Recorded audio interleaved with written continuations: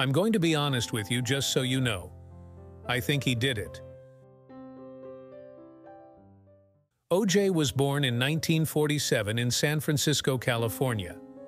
His mother, Eunice, worked as a nursing assistant at a psychiatric ward, and his father, Jimmy Lee Simpson, was a janitor and a cook. His father was a popular drag queen in the Bay Area, and he went by the stage name Mama Simpson. O.J. had 3 siblings, Melvin, Shirley, and Carmelita. As you can tell from his parents' jobs, O.J. didn't grow up very fortunate.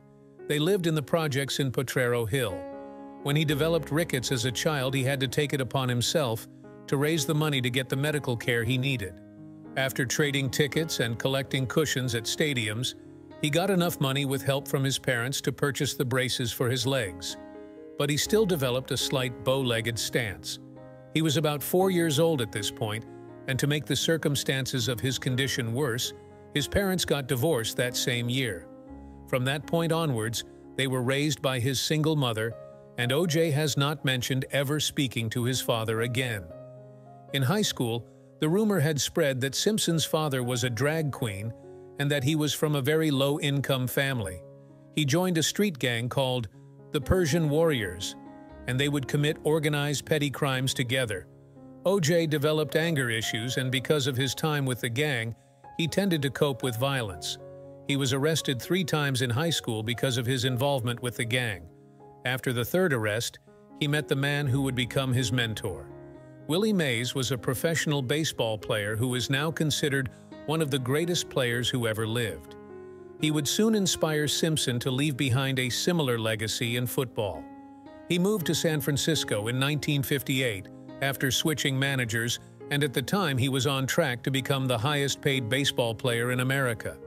Willie encouraged O.J. to straighten up and stay out of trouble, and O.J. left the gang as a result. Upon his return to high school, he joined the football team and played as a tackle, and later as a fullback. He was also organizing dance events and made money by selling tickets to them to support himself and his family. In between all of this, his grades were abysmal, so although he was an all-star player, he never attracted the attention of any college recruiters. He instead enrolled himself in the San Francisco City College. There he played football as a running back and defensive back.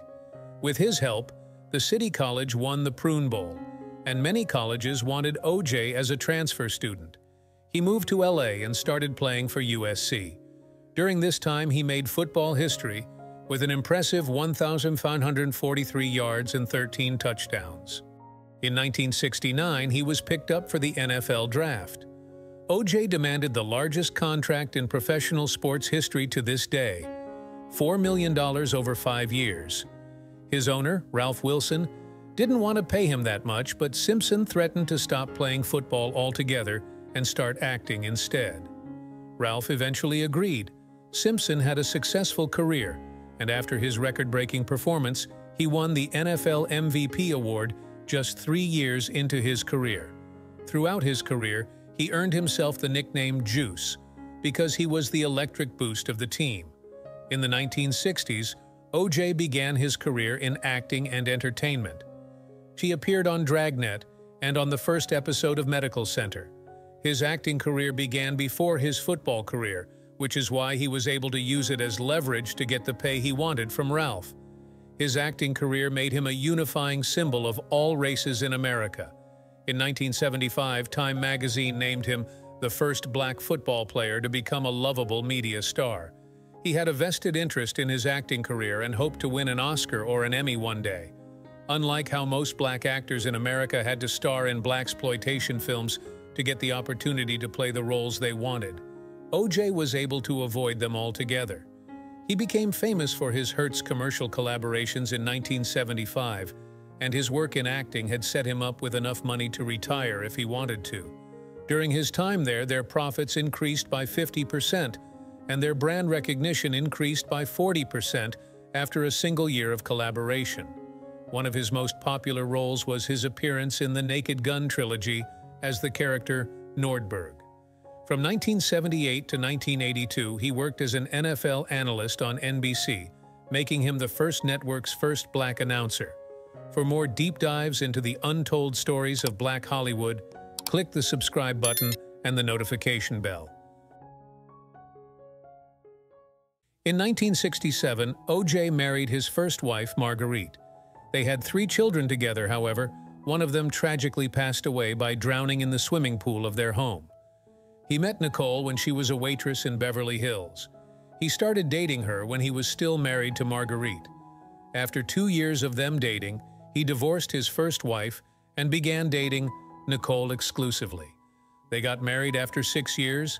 They had 2 children together, Sydney and Justin. They got divorced after 7 years of marriage.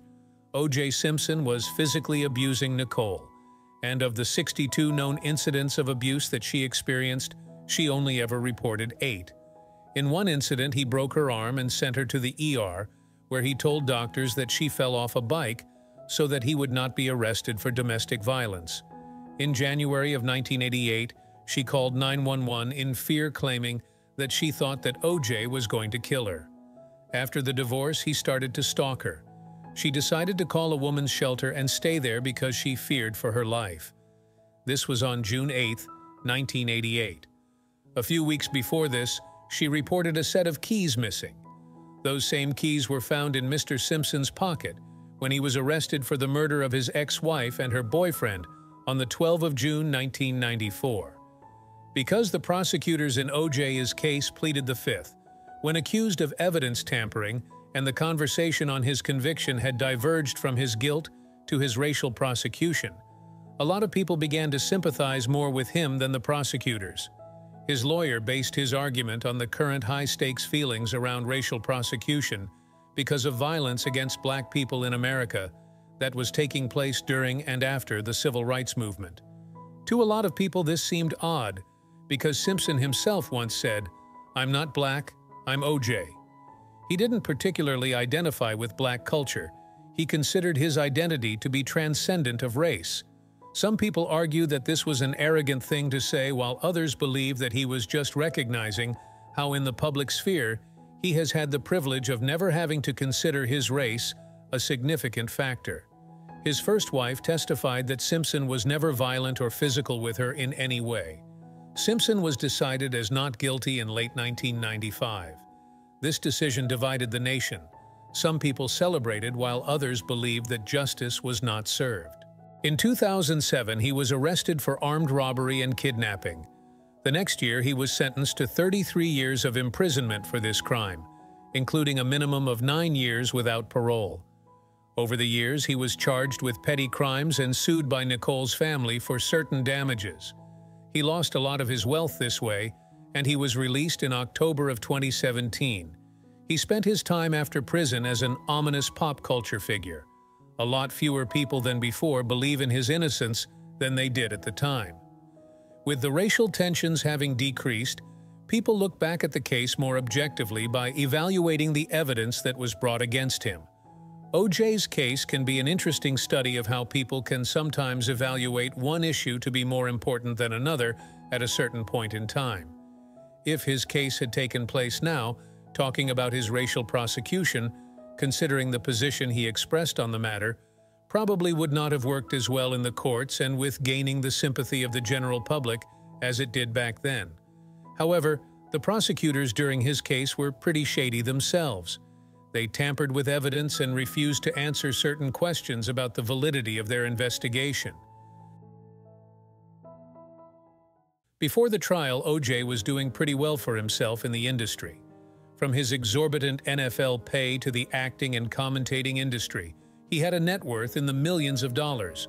The Goldman family sued him for $33 million in 1997. He couldn't pay this amount, and the debt has accrued interest over the years, leaving him owing them nearly $100 million. The criminal incidents and charges he had to pay for over the years left him nearly bankrupt. The home in Brentwood that he owned at the time of Nicole's death was demolished in 1998, and he moved to Florida shortly afterward. It was a story home with a swimming pool and garage. He initially bought it in 1977 for $65,000, which is a little over $1 million today. In 2000, he purchased a Miami home for nearly $1 million. He lived here with his 2 children after being acquitted of the murder of Nicole Brown. In 2008, they were forced to foreclose the home, while Simpson was in prison. According to Miami-Dade, J.P. Morgan Chase Bank foreclosed on the property in 2012, and it was then bought by Global Rental E&P, an investment company, for $513,000 in 2014. However, the home was impossible to sell. After years, the structure was demolished, and the empty plot was put up for sale for $2.6 million. Still, the property would not sell. The property owners now plan to build a new home over it to attract potential buyers. Since 2017, he's been living in his friend James Barnett's Las Vegas home. It's also a luxurious home with a swimming pool and mini golf court. The home has 5 bedrooms and 6 bathrooms. O.J. was diagnosed with prostate cancer in 2023. When the cancer is caught early, it's usually a very treatable condition. However, O.J. was too far gone by that point. His health quickly deteriorated, and he passed away on the 10th of April 2024.